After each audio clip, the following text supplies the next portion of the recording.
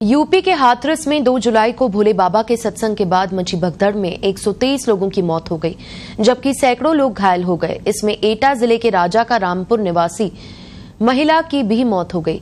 इससे महिला के 4 बच्चे अनाथ हो गए। दरअसल एटा के राजा का रामपुर निवासी 55 साल की महादेवी के पति की 10 साल पहले हार्ट अटैक से मौत हो गई थी। महादेवी ने अपने दम पर 3 बेटे और एक बेटी को पाल पोस कर बड़ा किया। अब चारों बच्चे बालिग हो चुके हैं, लेकिन अभी किसी की शादी नहीं हुई है। बीते 2 जुलाई को महादेवी अपने घर से भोले बाबा का सत्संग सुनने के लिए हाथरस के सिकंदराराव गई थी। हाथरस में सत्संग के बाद भगदड़ मचने से महादेवी की भी मौत हो गई। मां के निधन के बाद महादेवी के बच्चों में कोहराम मच गया। परिवार आक्रोशित है और भोले बाबा पर कड़ी कार्रवाई की मांग कर रहा है। सबसे बड़ा बेटा तो यहां तक कह गया कि अगर बाबा सामने आ जाए तो हम उसे सबक सिखा देंगे।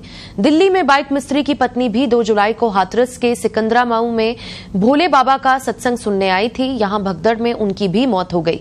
इस पर बाइक मिस्त्री के बड़े बेटे चंद्रशेखर ने कहा कि मेरे पूरे परिवार को मां ही संभालती थी। घर में 3 छोटे छोटे भाई बहन हैं। बिना मां के घर में कोई नहीं दिख रहा। हर समय मां साया के रूप में साथ रहती थी। उनके निधन के बाद हम भाई बहनों के आंसू नहीं थम रहे हैं। वह कोई बाबा नहीं, ढोंगी है। बाबा के पास कोई शक्ति नहीं है। सब फर्जी बातें हैं। हम लोगों की तरह ही आम इंसान है। नल के पानी पीने से बीमारी ठीक करने का दावा करता है। सभी की बीमारियों को सही करता है। जब खुद की किडनी खराब है तो पानी पीकर उसे सही क्यों नहीं कर लेता।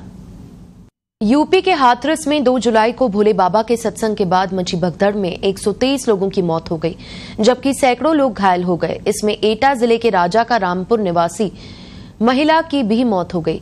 इससे महिला के 4 बच्चे अनाथ हो गए। दरअसल एटा के राजा का रामपुर निवासी 55 साल की महादेवी के पति की 10 साल पहले हार्ट अटैक से मौत हो गई थी। महादेवी ने अपने दम पर 3 बेटे और एक बेटी को पाल पोस कर बड़ा किया। अब चारों बच्चे बालिग हो चुके हैं, लेकिन अभी किसी की शादी नहीं हुई है। बीते 2 जुलाई को महादेवी अपने घर से भोले बाबा का सत्संग सुनने के लिए हाथरस के सिकंदराराव गई थी। हाथरस में सत्संग के बाद भगदड़ मचने से महादेवी की भी मौत हो गई।